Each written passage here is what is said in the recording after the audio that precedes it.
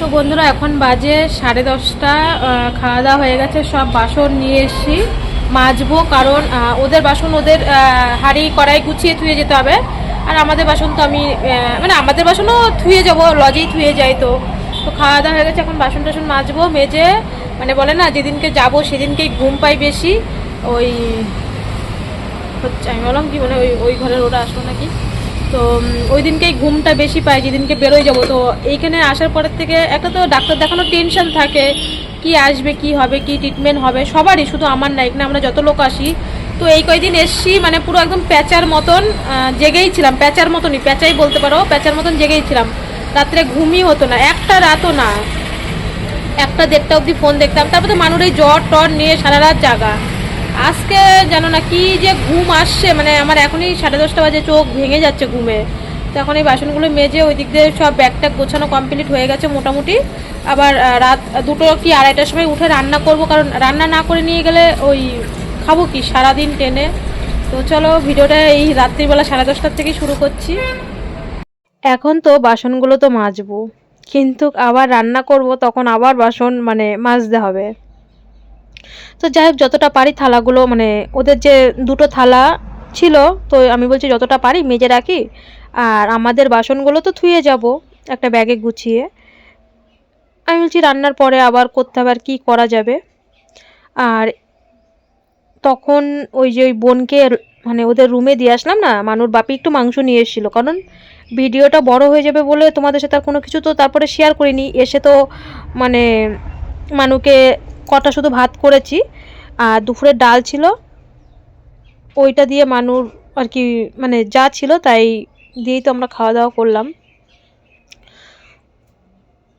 তা মাংসটা ওর বাপি একটু ফ্রিজে থুয়ে এসেছিলো, যে ভোরবেলা উঠে রান্না করব, মানে ঘুমানোর আগে নিয়ে আসবো বা কিছু আর কি, এরকম ফ্রিজে থুয়ে এসেছিলো। তো এই যে আমরা উঠে গেছি রাত 2টোর সময়, সারা রাত সত্যি বলছি সারা রাত একটুখানিকও ঘুমই হয়নি, কারণ 12টা 1টা অবধি তো এমনিই ফোন দেখেছি, 1টা পর্যন্ত ফোন দেখেছি। জানি এখন যদি ঘুমিয়ে পড়ি, আর আজকেই কিন্তু ঘুম আসবে। তখন বলছিলাম না যে 10:30টার সময় যে ভীষণ পরিমাণে ঘুম পাচ্ছে ঘুম পাচ্ছে, তারপরে যে শুয়েছি আর ঘুম আসেনি। তো যাই হোক, উঠে গেছি 2টো বাজে, এখন একটু রান্না করব মেয়ের জন্যে। যদি বাইরের খাবার খেতাম তাহলে রান্না করতে হতো না, কিছু করার নেই, রান্না তো করতেই হবে তাই না। প্রথমে না মাংসটা কষিয়ে রেখেছিলাম, যে আবার যাওয়ার আগে ভালো করে ফুটিয়ে নেব, তারপরে কোটোতে ঢালবো আর ফ্যানের তলায় দিয়ে দেবো। তো প্রথমে মাংসটা কষিয়ে রেখে ভাতটা করে নিলাম, ভাতটা করে আবার মাংসটা ভালো করে সুন্দর করে অনেকক্ষণ টাইমে ফুটিয়েছি, যার কারণে আমাদের টেনে কিন্তু খাবার নষ্ট হয়নি।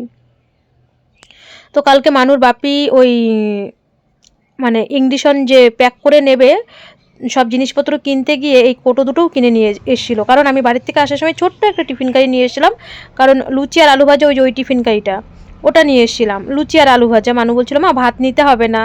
তো এবার সারাটা দিন মানে সকাল থেকে রাত অবধি, পরের দিন ট্রেন লেট হবে কি না হবে তারও ঠিক নেই, তো এর জন্যে ভাতই নিলাম। আর সত্যি কথা বলতে আমি আর মানু যেরকমই, ওর বাপির না 3বার, তা 3বারই ভাত লাগে। অনেকেই আছে যে মানে ভাত লাগেই, আমাদের কিন্তু ওই রুটি হলেও চলে যায় মানুর আর আমার।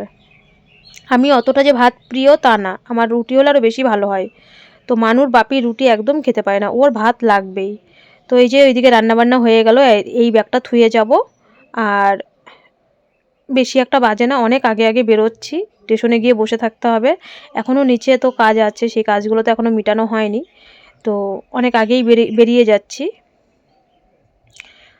ওই মানুর বাপি ওই ব্যাগটা নিল, আমি ট্রলিটা নিচ্ছি। মানুকে বললাম তুই দাঁড়া, আমি এগুলো থুয়ে আসি, তোর বাপি আর আমি গিয়ে দুজনে নিচে গিয়ে থুয়ে আসি। তো মানুর বাপি ব্যাগটা নিল, আমি ট্রলিটা নিলাম, এসে আমি রেডি হয়ে পড়লাম।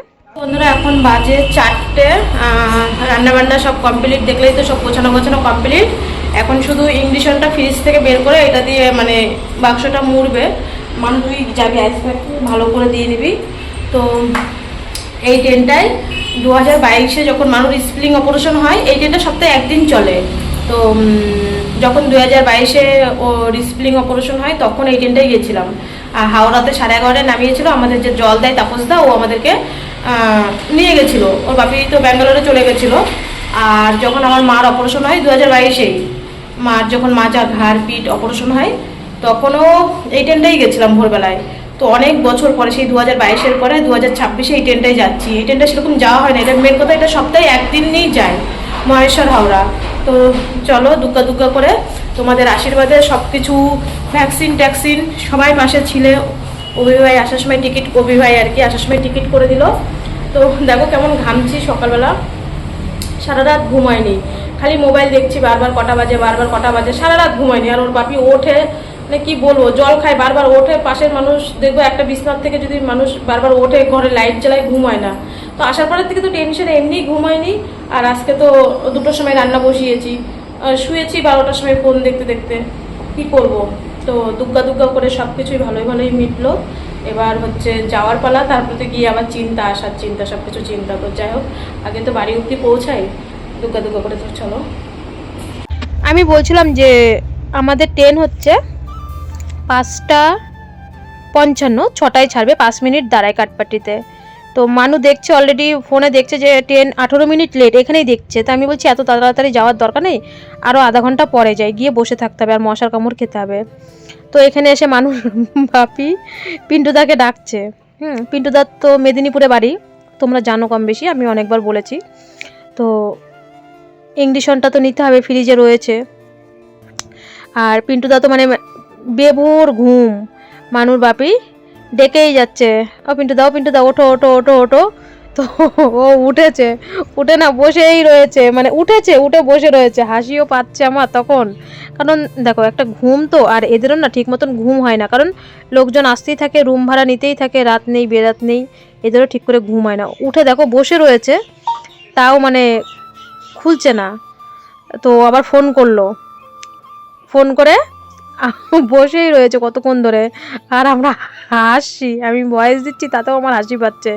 ও দেখো বসেই রয়েছে, তাও দরজা খুলতে পারছে না। তারপরে অনেকক্ষণ পরে ডাকতে ডাকতে ও পিন্টুদা, ও পিন্টুদা করতে করতে এই ব্যাগটা থুয়ে গেলাম। এর ভিতরে আমাদের বাসন রয়েছে, 3টে বিছানার চাদর রয়েছে, আমার একটা কুর্তি রয়েছে, মানে সব কিছু আর কি, চায়ের বাসন, প্রেশার কুকার, কড়াই টড়াই যা ছিল। আর রান্না করে ওদেরগুলো মেজে টেজে থুয়ে গেলাম সব কিছু। আর বললাম যে পিন্টুদা সব বাসন কিন্তু তুমি গিয়ে একবার চেক করে এসো।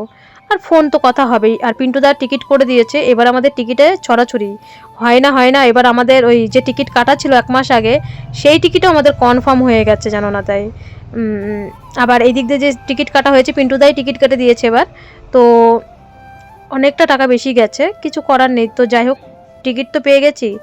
তো ইঞ্জেকশনটা তো ঠিকভাবে নিতে হবে, তাই না? তো আইস প্যাকগুলো ডিপ ফ্রিজে ছিল, আর যাতে ঠান্ডা থাকে। জানি না কতক্ষণ ট্রেনে লেট হবে, এখান থেকেই অলরেডি এরম করতে করতে সকালবেলা এখানেই দেখছি যে 30 মিনিট মতন ট্রেন লেট হয়ে গেছে। তো মানু বলছো, ও বাপি ট্রেন তো দেখছি 30 মিনিট লেট হয়ে গেল। আমি বলছি চল তোদের কথা মতন তাড়াতাড়ি বেরোবো, আর কি করবো, তোরা তো কথা শুনবি না। তো মানুর বাপি ফ্রিজে আর একবার দেখে নিল যে একটা প্যাকেটেই মানে ইঞ্জেকশনটা ছিল কি না। তো দেখলো ঠিকঠাকই আছে। তো কালকে বদ্দা ফোন করে বলেই দিয়েছিল যে এই তুমি রাজীব আর কি এরকম এরকমভাবে মুড়াবা। তো তোমরা তো জানোই, আর তোমরাও অনেকেই ফোন করে বলেছো যে সেরকমভাবে আনতে, বা এই কি বলো তো, এই সোলারে এটা না ঠান্ডাই হয় না, মানে ইঞ্জেকশনটা খুলে রাখতে হবে, সোলারে এটা বাইরে রেখে দিলেও অসুবিধা হয় না। তো এখন দেখা যাক, আমি বলছিলাম কি যে তুমি ট্রেনে উঠে একবার অন্তত ক্যান্টিনে কথা বলে দেখো, ওদের যদি ফ্রিজ থাকে তো যদি ওরা রাখতে দেয়। তোর বাপি বলছে আমি যতটা পরিমাণে বরফ দিয়েছি আশা করি কিছু মানে ট্রেনে আর কিছু খুলতে টুলতে হবে না। আর ট্রেনে যে এসির উপরে রাখবো, এই শোলাটা না অতটা ঠান্ডা হয় না, কারণ ভিতরে তো ইংলিশনটা রয়েছে, ভিতরে ঠান্ডার দরকার। তো যাই হোক, আইস প্যাক দিলাম, দেখা যাক কি হয় ট্রেনের ভিতরে যদি খোলে আর কি। তো এখানে সব কিছু আমাদের কমপ্লিট হয়ে গেল। এবার আমাদের অটো ধরতে হবে, এবার স্টেশনের দিকে, গন্তব্যের দিকে রওনা দিতে হবে। তো অটো না ওই এত ভোরবেলা, মানে আমাদের যে হাওড়ার থেকে ট্রেন এসছে কাঠপাট্টিতে, তারা আবার সেই সময় দেখছি সিএমসির সামনে সব নামছে আর কি। তো আমি এই দিক থেকে অটোটা পাচ্ছিলাম না। আমি বলছি কি, তো আমি ওর বাপিকে বলছি তুমি একটু রাস্তার ওই পাশে যাও, গেলে না তাহলে হচ্ছে মানে অটো পাবে। তো ও বেশি চাচ্ছিল, যেহেতু 4টে বাজে ভোরবেলা। তো আমাদের তো এমনি ভাড়া হচ্ছে 30 টাকা করে, 90 টাকা। সেখানে মানুষ বাপি প্রত্যেকটা অটোতে, মানে যেহেতু আমরা রিজার্ভ করে যাবো, 150 টাকা বলছিল। আর আমরা কিন্তু 150 টাকাতেই যাওয়া আসা করি। কেউ 200 টাকা বলছে, কেউ 300 টাকা বলছে, মানে 200 টাকার নিচে তো যাবেই না। তো রাস্তার ওই পাশের থেকে লাস্টে আমরা যে টোটোটাতে মানে অটোতে উঠলাম, এই দাদা দেখো এখানে যাবে, হাসি পাচ্ছে। ওর বাপি বলছে আমি 150 টাকার বেশি দেবোই না। বলছে আর 20 টাকা, আর 20 টাকা। ও বলছে কি যে না, তা রাস্তার উনি ওই পাশের থেকেই এসছে, মানুর বাপি গিয়েছিল রাস্তার ওই পাশে, তারপরে উনিই নিয়ে এসছে। তো যাই হোক, পরে 150 টাকাতেই ফাইনাল হলো। তো এই যে আমরা এখন কাঠপাট্টিতে যাব, বেশি বাজে না। আমি বলছি কি যে অনেকটা টাইম গিয়ে বসে বসে থাকতে আবার কি করা যাবে। তো যাই হোক, তাও বলছে আর কি যে ভাইয়া 20 টাকা দিতে হবে, 20 টাকা দিতে হবে। আমি বলছি কি থাকবে ভোরবেলা 20 টাকা দিয়ে দিও বেশি, আমি মানুর বাপিকে বলছি। আর ঝামেলা করে লাভ নেই, 150 টাকা তো 170 টাকা দিয়ে দিও, আর কি করা যাবে। তো এই যে আমরা দেখো একদম 10 মিনিটে, ভোরবেলা রাস্তা খালি না, শশ করে আমরা 10 মিনিটের মধ্যে চলে এসেছি। আমি বলছি দেখো তো এখনও 4:30 বাজে না, 5:30 6টা, মানে 1.5 ঘন্টা দাঁড়িয়ে থাকতে হবে। একটা কি যাই তাই কথা, 1.5 ঘন্টা দাঁড়িয়ে থাকা। তো যাই হোক, এখানে না বেশ অটোওয়ালা দাদা আবার মানুর বাপির নাম্বার নিল, বলছে আবার কবে আসবে। তো মানুর বাপি তখন বদমাইশি করে বলে কি 1 মাস পরে আসবো। তো বলছে ভাইয়া আমার কাছে কিন্তু ফোন করবে, আমি কিন্তু তোমাদের নিতে আসবো। তো বলছে ঠিক আছে ফোন করব। তো এখানে গল্প করলো, কারণ হাতে টাইম রয়েছে, কি করব। তো এই চলন্ত সিঁড়িটা কিন্তু মানে বন্ধ। ওর বাপি বলছে তুমি যে হট করে উঠে গেছো, এটা যে কারেন্ট তো অবশ্যই, তো যদি চালিয়ে দেয়। আমি বলছি না না, খারাপ মনে হয়। ও বাবা, যেই আমরা উঠেছি, উঠে মাত্র যেই নেমেছি দেখি চলন্ত সিঁড়ি মানে আর কি চালু করে দিয়েছে সেই সময়। তো এইখানে উঠে আমরা সিঁড়ির মধ্যে অনেকক্ষণ বসেছিলাম। তারপরে মানুর বাপি আবার নিচে ছিল আর কি, যে কখন আমাদের কত নাম্বারে দেয়, 2 নাম্বারে বা 3 নাম্বারেই দেয় কিন্তু বেশি। তো 2 আর 3 যেহেতু এক পাশাপাশি স্টেশন, তো আমি বলছি কি দাঁড়াও না দেখি কততে দেয়, এখানে তুমি একটু সিঁড়িতে বসো। তারপরে যাই হোক, এখানে অনেকক্ষণ বসেছিলাম। যখন 5টা বাজে তখন দেখলাম আমাদের ট্রেন 2 নাম্বারে দিয়েছে। তো আমি বললাম চলো তাহলে 2 নাম্বারে গিয়ে কোথাও বসি, আর কি করবো, 1 ঘন্টা বসে থাকতে হবে। তো এই যে আমরা যাচ্ছি এখন 2 নম্বরের দিকে। তারপরে প্রায় 3টে ট্রেন গেছে, তারপরে আমাদের ট্রেন অ্যালাউন্স হয়েছে, কারণ আমাদের সিট আলাদা আলাদা পড়েছে। আমাদের পড়েছে B2 আর মানুর বাপির পড়েছে M2, মানে কি B2 B3 B4, তারপরে M1 M2, মানে অনেকটা দূরে ওর সিট পড়েছে। আমাদের মামের এক জায়গায় আর ওর আর এক জায়গায়। তো ও বললো প্রথমে তোমাদের তুলে দিই, আমি তুলে দিয়ে তারপরে হচ্ছে আমি ভিতর দিয়ে চলে যাবো, কারণ এসি তো ভিতর দিয়ে। আর আমাদের বলে না ঠাকুরের কপাল, দেখো আমি কিন্তু প্রত্যেকবারই আগে আগে টিকিট কাটার চেষ্টা করি, কারণ আমার তোমরা ভালো করে আমাকে চিনেছো এইটুক সময়ের মধ্যে যে আমি মেয়ের প্রতি কতটা কেয়ারফুল। আমি টিকিট কাটার সবসময় আগে আগে চেষ্টা করি। এই যে বাড়িতে আমি যাচ্ছি, আমি কিন্তু 2 মাস আগে কিন্তু টিকিট কাটার মানে টিকিটের কিন্তু আমার হয়ে গেছে, টিকিট কাটা হয়ে গেছে। কত ওয়েটিং তোমাদের কিন্তু এখনও বলিনি, তোমরা শুনলে মানে পাগল হয়ে যাবে। 2 মাস আগে টিকিট কেটে এত ওয়েটিংয়ে আমরা রয়েছি, জানো না। তাই তো যাই হোক, কী করা যাবে। আমি সব এইবারের যে টিকিটের আমাদের যে কনফার্ম হয়ে যাবে, মানে ভাবতেও পারিনি, মানে 71-72 ওয়েটিং তাও হয়ে গেছে। আর সেদিনকে সত্যি সেদিনকে 13-14 ওয়েটিং ছিল, লাস্টে 9-10-এ এসছে। 15 দিনেও আমাদের কিন্তু কনফার্ম সিট হলো না, যার কারণেই আমার কিন্তু এতটা মানে ভ্যাবাচিকা হয়ে গেছিলো এবার আসতে নিয়ে। আর এবার দেখো 71-72 ওয়েটিং, তাও কিন্তু লাস্টে 41-42-এ চলে এসছে, তাও দেখছি কিন্তু আমাদের সিট কনফার্ম হয়ে গেছে। এর নামই বলে না কপাল। তো এই যে ট্রেনে উঠে পড়লাম, কতগুলো ব্যাগ দেখো। তো তখন তো এখনও অন্ধকার, 6:30 বাজে। মানু উঠেই সঙ্গে সঙ্গে শুয়ে পড়লো। হ্যাঁ যাই হোক, 6:30 থেকে 8টা অবধি কিন্তু বেশ ওই আরামসে শুয়েই ছিলাম, কোনো চেঁচামেচি সেরকম একটা নেই। এখনও আমাদের পাশের সিটগুলোতে লোকজন ওঠেনি।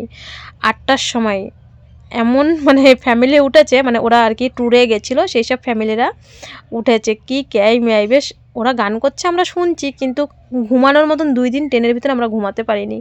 ওদের টিম ছিল 50 জন, ওরা হচ্ছে ট্যুরে যাচ্ছে, মানে গেছিলো, এবার বাড়ির দিকে যাচ্ছে। ওদের বাড়ি হচ্ছে বর্ধমান। তো মানুর বাপি ওখান থেকে এসে খাওয়ার সময় এই দেখো ভাত কি সুন্দর রয়েছে গো। ভাতগুলো না রাত অবধি ভালো ছিল, এত সুন্দর ভাত। আর মাংসটাও ভালো ছিল, নষ্ট হয়নি। তো বিকালবেলা একটু দই কিনলাম, চিড়ে তো সাথে করে নিয়েই এসছি। মানু আবার বিকালবেলা ওর বাপির সাথে, ওর বাপির ওই M2-তে গেছে, বলছে যাই দেখি বাপির কোথায় সিট পড়েছে। তো আমি বললাম যা, আর আমরা তো মা মেয়ে আর এসিতে এই মানে নিচের সিটে আমরা। তো এই যে আস্তে আস্তে সন্ধে লেগে যাচ্ছে। আমি সকাল থেকে এখনও চা খাইনি, সন্ধেবেলা একটু চা নিলাম। দেখো চাটার কালারটা দেখেই বুঝতে পারছো কেমন চা। নিয়ে না এত মিষ্টি, শুধু মনে হচ্ছে চিনির গুলা। আর না এটা দুধ চা, না দুধের কালার, নালিকার চায়ের কালার কি কালার কি জানি, যাই হোক কিনলাম একটা 10 টাকা আমাদের কাছে যে থাকবে তারই প্যাকেটই চা ওই তো রাই নাচপাতি রাধারানী দাঁড়িয়ে বসে আছে। তাহলে তোমায় নাচতে হবে।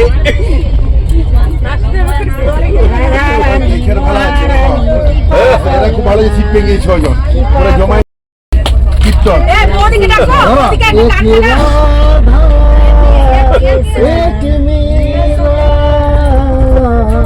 চলো চলো চলো হয়ে যাক হয়ে যাক।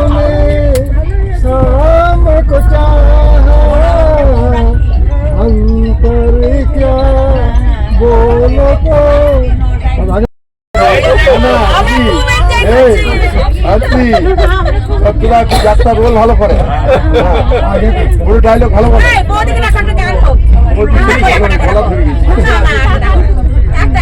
তো তোমরা বুঝতেই পারলে আমাদের সারা রাত ঘুম হয়নি, ওরা ভোর 5টার সময় উঠে পড়েছে। যে এটা হচ্ছে পরের দিনের সকালের আমাদের নামবো, আমাদের টাইম হচ্ছে 11:10 টাইম। কখন এখানে দেখছি 2 ঘন্টা লেট। তো সকালবেলায় যে মানু ওর বাপি আসার পর এখানে চা নিল, ওই লেবু চা বলে না, বিট লবণ দিয়ে ওই চা। মানু মুখে দেয়নি, আমি তো বলছি আমি চা খাবোই না, আমি যতক্ষণ না হাওড়ায় নামবো আমি কিচ্ছু মুখে দেবো না। তো ওদের মানে চেঁচামেচি শুনতে পেয়েছো, রাত্রিবেলা ওরা সারা রাত এরকম গান করেছে, চেঁচামেচি করেছে, মানে এমন এবার সিট পড়েছে আমাদের। আর ভোর 5টার থেকেই ওরা ওরকম গান করছে। তো যাই হোক কিছু করার নেই, এরকমভাবে যেতে হবে। তো দেখতে দেখতে ট্রেন আমাদের লেট, প্রায় 11টায় নামানোর কথা, 11:15-তে নামানোর কথা, 11:10-এ। তো নামাতে নামাতে আমাদের 11টা, 12টা, 1টা, 2:15, মানে 3 ঘন্টা লেট। ভীষণ খিদে পেয়েছে সকাল থেকে, মেয়েটা কিচ্ছু খায়নি।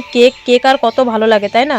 তো মেয়েটা খায়নি। আর আসার সময় দেখো আমার জুতো হারিয়ে গেছে, একটা জুতো রয়েছে। দেখো মেয়ে আমার দিদির কাছে, মানে ওর মিমির কাছে ফোন করে বলছে, মিমি মার জুতো হারিয়ে গেছে। আর ওর বাপি আমাকে বলছে, তুমি না বেশি ছুঁচো পাওনি।